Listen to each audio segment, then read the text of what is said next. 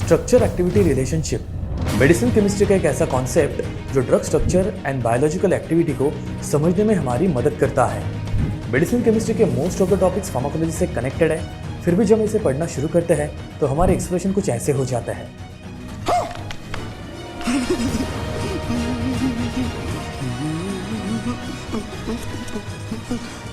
मैं सोच रहा था कि इसे आसान कैसे किया जाए। अबे जल्दी बोल, कल सुबह पनवेल निकलना है। जो हम पढ़ रहे हैं अगर उसे विजुअलाइज कर पाते तो, because learning through visualization creates great impact on understanding of the concept. कैसे एक मॉलिक्यूल का स्ट्रक्चर बायोलॉजिकल एक्टिविटी को डिफाइन कर सकता है, मॉलिक्यूल के स्ट्रक्चर में छोटे मोटे चेंजेस करने से क्या बायोलॉजिकल एक्टिविटी चेंज होती है, इन्हीं सारे सवालों के जवाब आज की इस वीडियो में हम सीखने वाले हैं।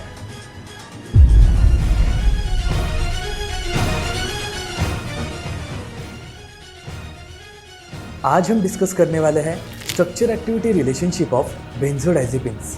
थोड़ा सा बेसिक से शुरू करते हैं। Benzodiazepines, these are sedative and hypnotic medications. पहले तो इन दो वर्ड्स का मतलब जान लेते हैं। सेडेटिव्स एंड हिप्नोटिक्स होते क्या है? Sedatives are the drugs which relaxes our central nervous system without inducing sleep. ये ऐसे मेडिकामेंट है जो हमारे सेंट्रल नर्वस सिस्टम को रिलैक्स कर देते हैं without induction of sleep. But hypnotics, these are the drugs which relaxes our central nervous system with induction of the sleep। जैसे ही आप हिप्नोटिक मेडिकामेंट को कंज्यूम करते हो आपको नींद आने लगती है, एज वेल एज आपकी सेंट्रल नर्वस सिस्टम रिलैक्स हो जाती है। So generally this medicaments are used to treat anxiety, insomnia and epilepsy. This is the structure of benzodiazepine. This structure is made up of 2 benzene rings and 1 diazepine ring. Numbering आप screen के ऊपर देख सकते हैं। Discussion को थोड़ा easy करने के लिए हम रिंग्स को A, B and C letter से इंडिकेट कर देते हैं। And let's start ACR of benzodiazepines. Part 1, modification in ring A। Substitution with an electron withdrawing group at the 7th position provides a better activity. अगर आपने इस ring A में 7th position पे जो हाइड्रोजन है उसे आपने रिप्लेस कर दिया किसी इलेक्ट्रॉन विड्रॉइंग ग्रुप के साथ, तो फिर उस कंपाउंड की एक्टिविटी इंप्रूव हो जाती है। जैसे कि कुछ एग्जांपल से इलेक्ट्रॉन विड्रॉइंग ग्रुप्स के, for example fluorine, bromine and fluorine. Any substitution in the 6th, 8th और 9th position of the ring will decrease the activity of the compound. इस पर्टिकुलर स्ट्रक्चर में ए रिंग के अंदर जो 6th, 8th and 9th position है वहां पे अगर आपने कुछ सब्स्टिट्यूशन किया तो कंपाउंड की एक्टिविटी डिक्रीज हो जाती है। Part 2, modification in ring B. The nitrogen atom is optimal for the activity. इस रिंग बी में नाइट्रोजन एटम जो है वो एक्टिविटी के लिए बहुत ज्यादा जरूरी है। It is better if no substitution takes place at this position. ये बहुत अच्छा रहेगा इस पोजिशन पे कोई भी सब्स्टिट्यूशन ना करे। If any substitution bigger than the methyl group occurs in this position, this will sharply decrease the activity of the compound। इस पर्टिकुलर पोजीशन पे मिथाइल ग्रुप के अलावा कोई अगर बड़ा ग्रुप जैसे कि इथाइल, प्रोपाइल, ब्यूटाइल, इनको आप सब्स्टिट्यूट कर देते हो तो इस पूरे कंपाउंड की एक्टिविटी एकदम से डिक्रीज हो जाती है। सेकेंड पोजीशन पे है कार्बोनाइल ग्रुप। ये रिक्वायर्ड है ऑप्टिमल एक्टिविटी के लिए। Any substitution in the 3rd position generally tends to decrease the activity of the compound.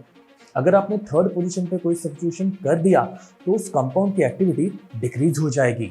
However in the 3rd position if OH group is added, अगर आपने OH group को 3rd position पे add किया तो then no change in the activity is noticed. अगर आपने OH group को 3rd position पे ऐड कर भी दिया तो एक्टिविटी में ज्यादातर कुछ बदलाव नहीं आएगा। Rather it will impact the lipophilicity and T1/2 of the compound. इससे आपका जो लिपोफिलिसिटी है कंपाउंड का एंड T1/2 जो है वो चेंज हो जाएगा। OH substitution in the 3rd position makes the compound more polar. अगर आपने OH ग्रुप को 3rd पोजीशन पे अटैच कर दिया तो कंपाउंड ज़्यादा पोलर बन जाएगा और उसका एक्सक्रीशन बॉडी से बहुत जल्दी हो जाता है। Introduction of the carbonyl group at the 3rd position tends to increase duration of action of the compound. अगर आपने 3rd पोजीशन पे कार्बोनाइल ग्रुप को इंट्रोड्यूस कर दिया तो इससे आपको एक फायदा हो सकता है, कंपाउंड का जो ड्यूरेशन ऑफ एक्शन है वो इंक्रीज होने के चांसेस है। सैचुरेशन ऑफ 4-5 डबल बॉन्ड और shifting of the double bond to 3/4 position decreases the activity of the compound. अगर आपने 4/5 पोजीशन पे जो डबल बॉन्ड है उसे शिफ्ट कर दिया 3 and 4th पोजीशन पे तो कंपाउंड की एक्टिविटी डिक्रीज हो जाएगी। Addition of a phenyl group at the 5th position is shown to increase the activity of the compound. अगर आपने 5th पोजीशन पे फिनाइल ग्रुप को ऐड कर दिया तो कंपाउंड की एक्टिविटी इंप्रूव हो जाती है। ACR of benzodiazepine is one of the important aspect for GPAT examination. I hope कि आज की इस वीडियो से आपको कुछ नया सीखने के लिए मिला होगा। वीडियो इन्फॉर्मेटिव लगा तो लाइक कर देना।